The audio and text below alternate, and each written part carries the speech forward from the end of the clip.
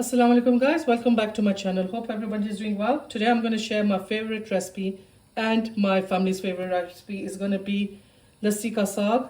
For that you'll need some rocket leaves. I'm using this. You can use any rocket leaves you want. These are not the washed ones, so I'm going to wash these thoroughly 3-4 times, and then we'll go to the next part.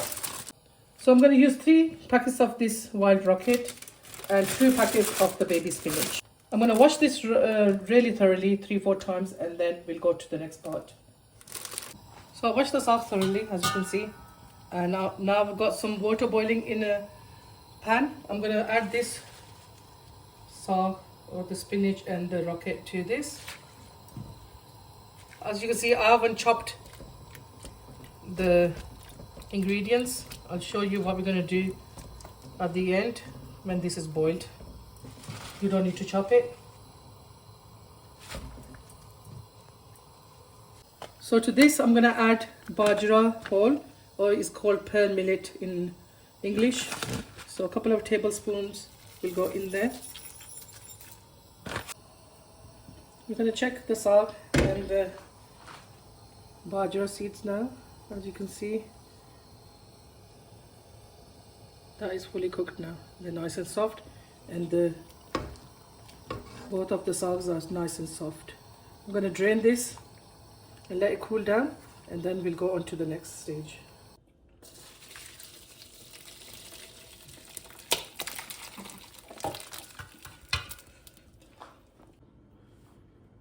I'm going to grind these garlic cloves up now. There's about 14 like big cloves of garlic. The more garlic you put, it gives a better taste to the saag, and it's good for you as well. So I'll put a bit of salt in there. It just helps it to grind nicely, as you can see, and the garlic won't just come out of the pestle and mortar. The saag is nice and cool now. What I'm going to do is just squeeze the water out of this. Guys, I'll get rid of the water that I've boiled this in because it's quite bitter and my children don't like that. If you want to leave it, just put less water when you're boiling it and just let it dry in there, but it will be quite bitter, the saag. So I'm just going to get rid of all the water. Just lightly squeeze it out.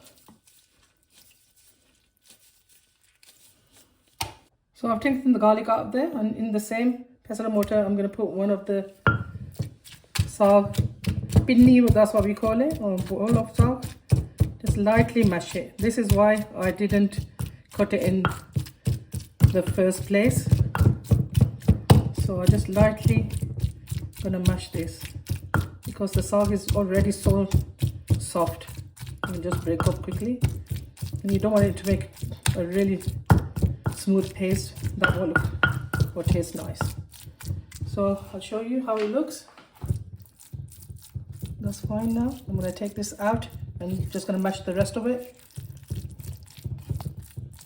I've got oil heating up. I'm going to add all the garlic to that oil now. We're going to cook this garlic until it's lightly golden brown. I don't want to darken it too much, otherwise then it tastes bitter. So just going to cook this on a high heat until it's nice and golden brown.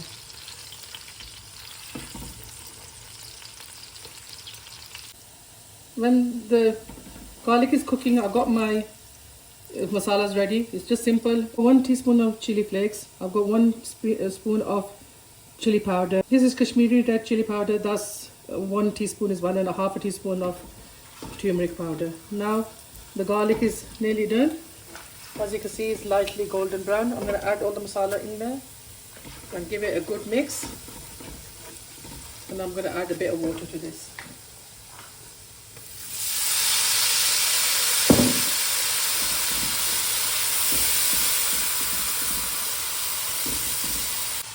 I added 1 teaspoon of salt when I was mashing the garlic up, and I'm going to add 1 teaspoon to the masala. Don't be alarmed with the garlic going green because I boiled the saag in this pot I did give it a rinse and that's why it looked green. So I'm going to cook this for a couple of minutes and then add the saag to this. So the masala is ready to add the saag into.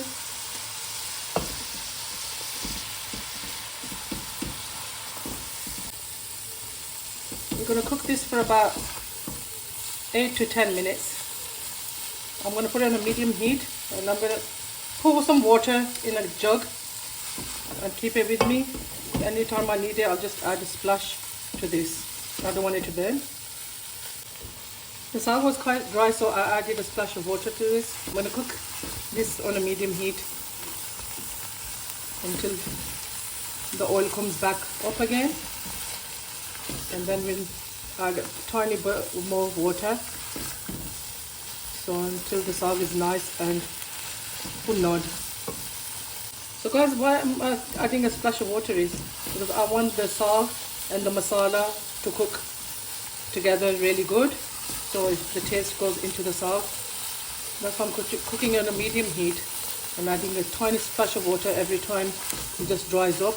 I don't want it to catch to the pan. So keep on mixing. You see it's gone really dry now. I'll add a tiny bit more water now to this.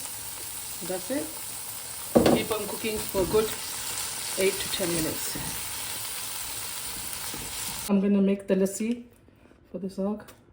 I'm using pakeeza yogurt. That's the only yogurt I use. It has a really nice taste. So I'm going to put about half of this and have a look.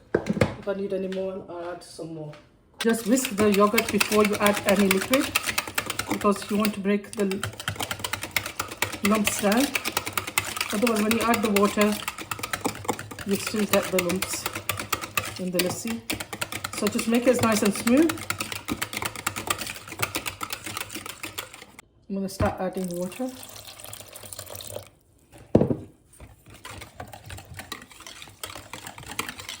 We're not going to make it too thin.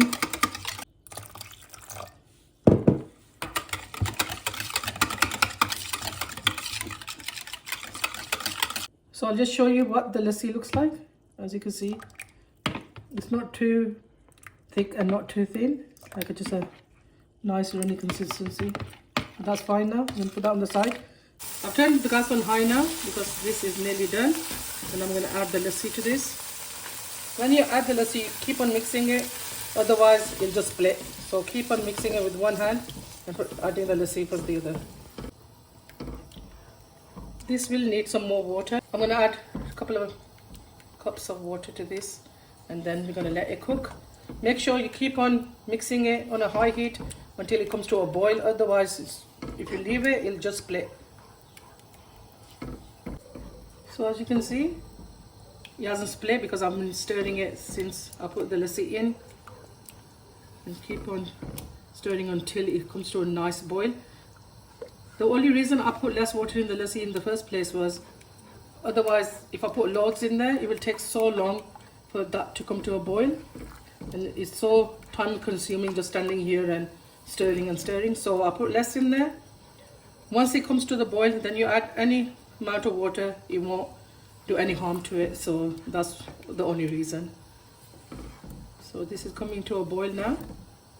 And I'm going to add 2 more cups of water and bring it to a boil. And then I'm just going to put it on a low to medium heat with the lid on and let it cook for good 15 to 20 minutes. Just stir it now and then, making sure that the water doesn't dry up too much and it doesn't stick. So I added the water. I'm going to just wait for a boil to come and then I'm going to turn it down and let it cook. I'll show you halfway through the cooking process how it looks. So halfway cooking looks something like this. It's been about 10 minutes.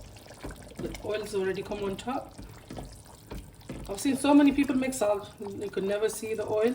But on this recipe is always on top of the saag and it looks really nice. I didn't put that much oil in as you've seen. Now I'm going to let this cook for another 10 minutes. It's quite runny at the moment, so I'm just going to let it cook on the same heat for another 10 minutes, and then we're gonna show you how it looks. So this is all ready now. I'm gonna switch this gas off now. What I'm gonna serve with this is Makki roti, and I'm gonna show you how I'm gonna make that. You can just make a normal chapati, or you can have tandoor ki roti, but I'm gonna make Makki roti. That would really pairs really nice with this. So I'll show you how I do that in a simple way. So I bought this cornmeal or Makki ka atta from this guy who comes. He's comes in a van. He sells so many spices and other ingredients. I'm sure it'll be okay. I'm going to try it for the first time, and if you can get it from Pakistan, that'll be the best to cook with, but inshallah this will be okay. So put about 2 roti worth of atta in here, and I'm just going to add some salt. That just gives it a nice taste, otherwise it's very bland. Just give it a good mix. To this I'm going to add boiling water from the kettle. That will bind it properly. If you have fresh atta, especially like when you get it from Pakistan, you don't need hot water for that. You could just make it with normal tap water, and it binds really good. Hopefully, inshallah, this will be good as well. Just give it another drop of water. Don't add all the water at once. Just take it easy and just bit by bit add it.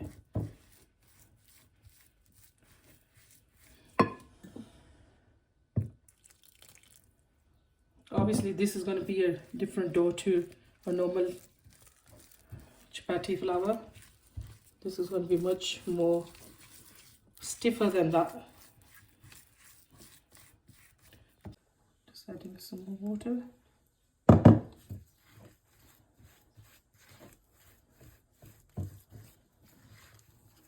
After this, I'm going to go in with my hand. Because it's so hot, I'm just using this spatula. So I'm just going to go in with my hand. Bring all the flour together. You really need to knead this well.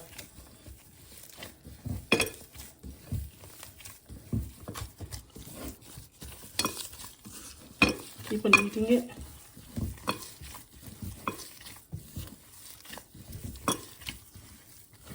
It's going to take a good 5 minutes of kneading, and then it'll be ready. I've added some of the dry flour because it was quite thin and soft.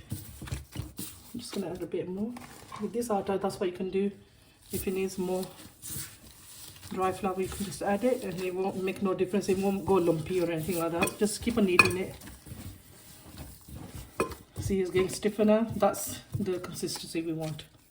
It's nice and smooth.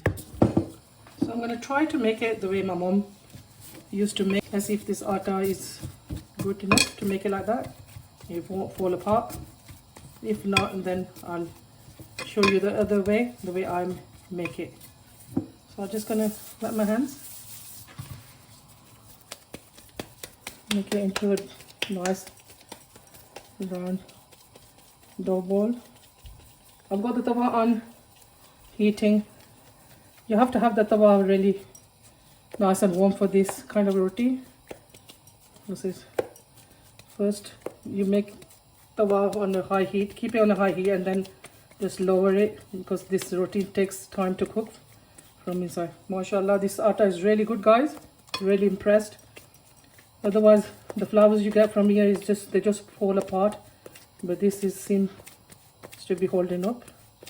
So slowly just putting her water on both hands, slowly just make it thinner, and the edges as well. I don't think I can make a really big roti, but trying my best. This is fresh ghee from Pakistan. I'm just gonna use a little amount on the tawa, so that when I put the roti it doesn't stick. The was nice and hot, and now I'll put it on a low heat. If you haven't got ghee, you can just use butter or babe oil. What I'm going to add the roti now slowly, and then with your hands just flatten it out and make it thinner. Mashallah, this atta is very good. I keep on saying, but I'm very impressed. It's not. I'm going to teach you a very easy way to make this roti as well, if you can't make it like the way I done just now.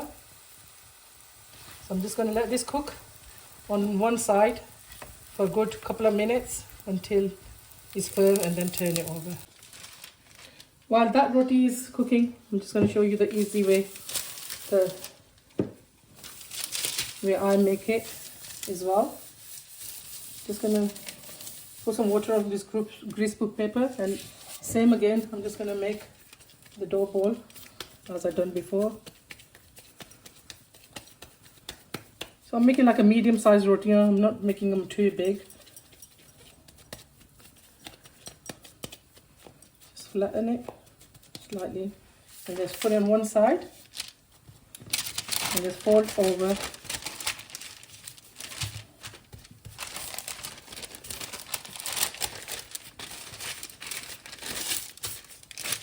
So I've got this plate that is just flat at the bottom, and I'm just going to put it on top of the dough ball and give it a press. Just lightly press it all the way equally. Let's have a look how it looks. As you can see, it's going nice and round and flat. Just going to add a bit more water to this, and I'm going to flatten it again. Now use a bit more force to make it bigger.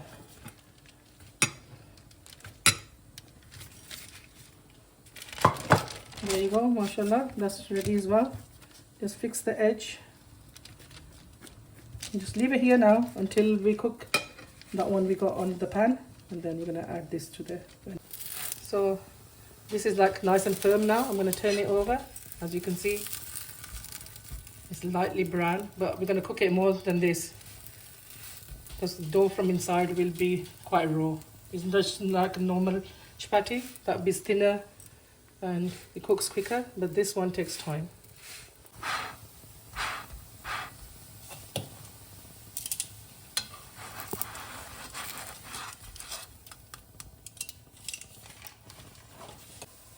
When the roti starts coming like nice and golden brown, just with the help of a tea towel, just press it lightly so it cooks on all the sides. And then turn it and do it from the other side as well. As you can see now, it's going nice and golden brown. So just lightly press it. I cook it on this wire rack now on a low to medium heat. Just keep on moving it. As you can see, it's cracking a bit. Just be careful when you turn it over. We may want to make sure it's cooked all the way through. So I'm just gonna cook it lightly on here. As you can see, I'm just keep on moving it on all sides. Just put it here and just carefully turn it over.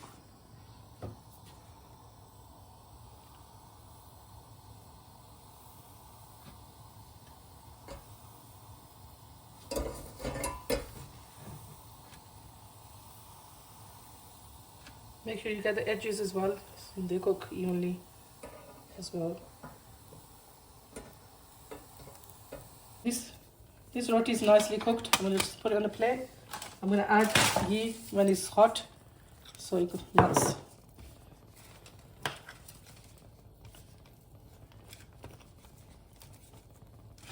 Just let that melt on there, and then we're going to cook the other roti and put it on top.